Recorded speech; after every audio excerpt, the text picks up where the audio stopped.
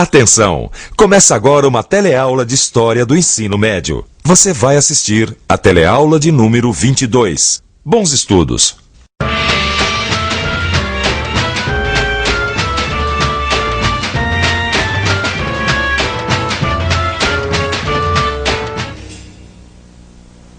Até a nossa última teleaula, você acompanhou a viagem dos europeus até a América.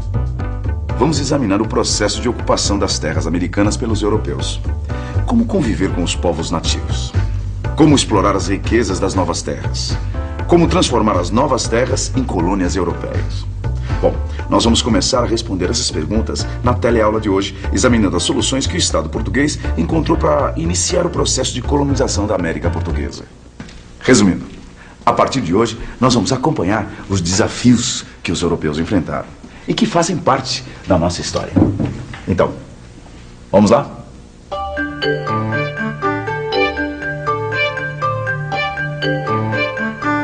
Senhora, dá licença, a senhora sabe onde foram fabricadas essas panelas?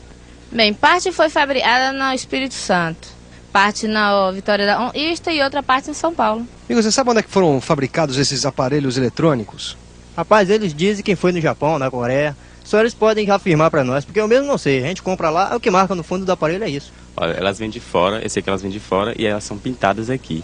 Maceió vem de Fortaleza, vem daqui da Malha Azul, que a Baiana faz também isso aí. Quando hoje a gente vai ao mercado ou à feira, encontra uma série de produtos agrícolas ou industrializados.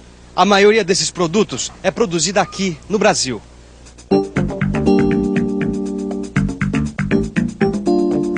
Atualmente, o Brasil é um país de produção bastante diversificada, que possui um conjunto de atividades econômicas capazes de atender às necessidades fundamentais da sua população, apesar dos contrastes de renda e consumo. Na época colonial, a história era bem diferente. Em geral, o que se produzia era um número reduzido de gêneros de produtos para o mercado externo. Mas por que isso ocorria? Bom, para responder essa pergunta, a gente tem que fazer uma viagem no tempo e no espaço. Passagem do século XV para o século XVI. A Europa está passando por grandes transformações. O Estado está se fortalecendo, o comércio está avançando e a expansão por mares nunca dantes navegados é a melhor prova de que as coisas estão mudando. Depois da chegada às novas terras, é hora de integrar a América ao mundo comercial europeu. A Europa vive a era do comércio e dos metais preciosos. Os espanhóis descobrem minas de ouro e prata muito ricas na América. Isso dá um novo impulso à economia. Bancos são criados, surgem novas companhias de comércio e de navegação. Os comerciantes se tornam cada vez mais importantes para a economia dos estados europeus que estão surgindo. Para os reis, dois cuidados são necessários: garantir a segurança das suas fronteiras e fortalecer o tesouro real. E para conseguir isso, os reis partiram de algumas ideias. De maneira geral, essas ideias valorizavam a preservação dos metais preciosos nos reinos. Com os cofres cheios, o Estado se envolvia diretamente na atividade econômica. Mais tarde, isso recebeu o nome de mercantilismo. E olha, é muito importante você entender o que significa mercantilismo. Na era mercantilista, o fundamental era garantir a segurança e a riqueza do reino e a glória do seu monarca. Medidas foram tomadas para aumentar e controlar a produção e a comercialização do reino. E para assegurar novas rotas comerciais, obtidas muitas vezes pela conquista e exploração de terras fora da Europa. Foi nesse contexto que a coroa portuguesa iniciou o processo de ocupação de sua colônia na América. Mas primeiro, o Estado português teria que encontrar uma forma de manter a posse da terra. Uma boa saída seria criar atividades que atraíssem e fixassem os portugueses aqui. E a primeira decisão seria decidir o que produzir. Mas isso a colônia portuguesa já sabia. O melhor negócio era plantar cana-de-açúcar.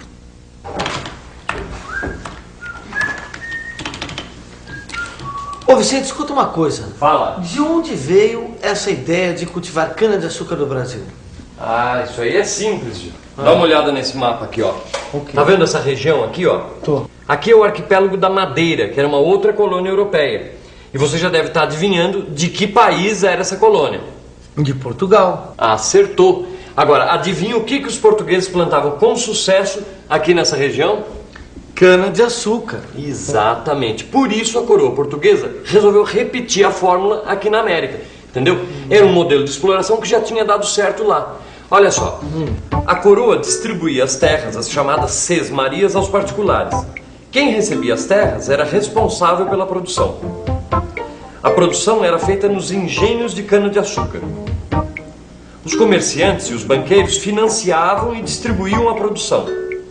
E a mão de obra era de escravos, principalmente africanos. Sabe que eu já estudei isso, Vicente? Isso aí não tem a ver com as capitanias hereditárias? Exatamente. As capitanias hereditárias funcionavam mais ou menos assim. O território da colônia foi dividido em 15 grandes faixas de terra. Cada uma delas era administrada por um capitão donatário. E o capitão donatário tinha amplos poderes administrativos e econômicos. Vicente, mas isso na prática o que quer dizer, hein? Ô Gil, para você entender melhor, vamos fazer de conta que você é um capitão donatário. Capitão donatário? Exatamente. Amplos poderes econômicos, administrativos. Isso mesmo. Mas o que eu vou fazer com tanto poder, rapaz? Que Olha, isso? Em primeiro lugar, só você vai poder exercer a justiça dentro da sua capitania. Tá aí. Gostei. Gostou? Segundo lugar, você recebe parte dos impostos arrecadados. Gostei mais ainda. Eu sabia. E em terceiro lugar, você vai ser o responsável pela distribuição das sesmarias, ou seja, das terras que os colonos vão ocupar. Meu amigo, esse negócio de capitanias hereditárias é muito interessante. É bom, é bom. É por isso que os portugueses se sentiam estimulados a fazerem as malas e vir aqui para a América Portuguesa, não é isso? Sem dúvida. Realmente, o sistema de capitanias hereditárias foi uma boa maneira de estimular a iniciativa particular sem que a coroa portuguesa abrisse mão da soberania das terras brasileiras. Mesmo assim, apenas 2 capitanias se destacaram como grandes centros de produção de açúcar: a capitania de Pernambuco e a capitania de São Vicente. Isso acontecia porque faltava estímulos da coroa para as capitanias. Estava meio abandonado, sem recursos. E outra coisa, havia a resistência indígena. No fim das contas, o Estado português teve de criar uma nova estrutura administrativa, uma estrutura centralizada na figura de um governador-geral. 1549. Chega no Brasil o primeiro governador-geral da colônia, o fidalgo português Tomé de Souza. Junto com ele, vêm também os padres jesuítas. Eles serão os principais responsáveis pela evangelização dos nativos e pela educação na colônia. Mas, aos poucos, os donatários vão perdendo seu poder. No mesmo ano de 1549, Tomé de Souza funda a cidade de Salvador. Salvador é o primeiro centro político e administrativo da colônia. Na época de Tomé de Souza, começaram a se formar os primeiros núcleos urbanos. Por isso, era necessário organizar o poder local. Foi assim que foram criadas as câmaras municipais. Elas eram responsáveis pela administração local, obras públicas, regulamentação do comércio e ofícios e abastecimento. Logo, logo, essas câmaras se transformaram na base da administração da colônia. As câmaras eram formadas por pessoas eleitas por uma assembleia de proprietários de terra. Não demorou muito tempo para que esses proprietários de terra entrassem em conflito com os comerciantes portugueses, que eram responsáveis pelos preços dos produtos de exportação. Esse conflito vai se complicando com o passar dos anos. Medidas muito mais rígidas vão se acentuando na segunda metade do século XVIII. Naquele momento, conhecido como Época Pombalina, ocorria uma forte centralização de poder em Portugal. A centralização do poder na metrópole acaba afetando a situação administrativa e política da colônia. Extinguiram-se as capitanias hereditárias, que passaram a ser capitanias reais. Diminuiu a autonomia das câmaras municipais. E ainda, os jesuítas foram expulsos das terras brasileiras. Assim, punha-se fim a uma experiência administrativa de 2 séculos. Até então, tinha-se uma administração que se baseava no poder local e regional relativamente fortes, muito em função das enormes dificuldades de controle do vasto território da colônia pela coroa portuguesa e pelo governador-geral. Agora, em meados do século XVIII, tentava-se um novo modelo de administração, com maior interferência do poder público. Bom, Pelo que a gente viu de tudo isso, já dá para se ter uma ideia de como se firmou o processo de colonização. A produção de cana-de-açúcar, voltada especialmente para exportação. E muitas medidas de administração e controle da vida dos colonos. Com o declínio de São Vicente, Pernambuco, a partir da segunda metade do século XVI e no decorrer do século XVII, se tornou o centro da principal região produtiva da colônia. Pernambuco era o núcleo da região mercantil e escravista que se desenvolveu especialmente no nordeste das terras brasileiras. O açúcar foi a base da ocupação dessa região. O número de engenhos em Pernambuco cresceu rapidamente e o açúcar brasileiro se transformou num negócio altamente lucrativo. Em torno da região do açúcar, começaram a surgir novas atividades econômicas. Por exemplo, a pecuária, que era destinada apenas ao consumo interno. Havia também o plantio de tabaco, que servia para a troca com áreas fornecedoras de escravos na África.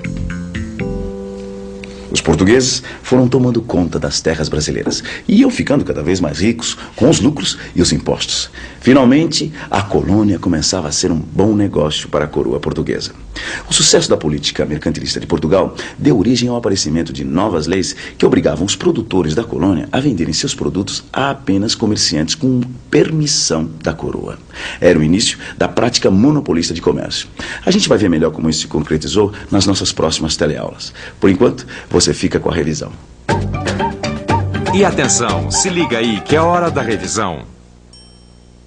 Na teleaula de hoje, você aprendeu que a estratégia portuguesa de ocupação das terras brasileiras tinha a ver com o mercantilismo. Descobriu que a forma de ocupação escolhida foi o plantio da cana-de-açúcar. Você viu também que, para tornar a colonização atraente para os portugueses, foi criado o sistema das capitanias hereditárias. E que, com o fracasso desse sistema, surgiu uma forma de administração que centralizava o poder nas mãos do governador-geral. Finalmente, você aprendeu que a região Nordeste, e principalmente Pernambuco, se tornou o centro da produção de açúcar da colônia. Na nossa próxima teleaula, a gente vai estudar mais de perto as relações de trabalho na colônia, que, como nós vimos hoje, ficou caracterizada pelo uso da mão de obra escrava. Enquanto a gente espera, estude tudo que a gente aprendeu no seu livro de história. Até lá.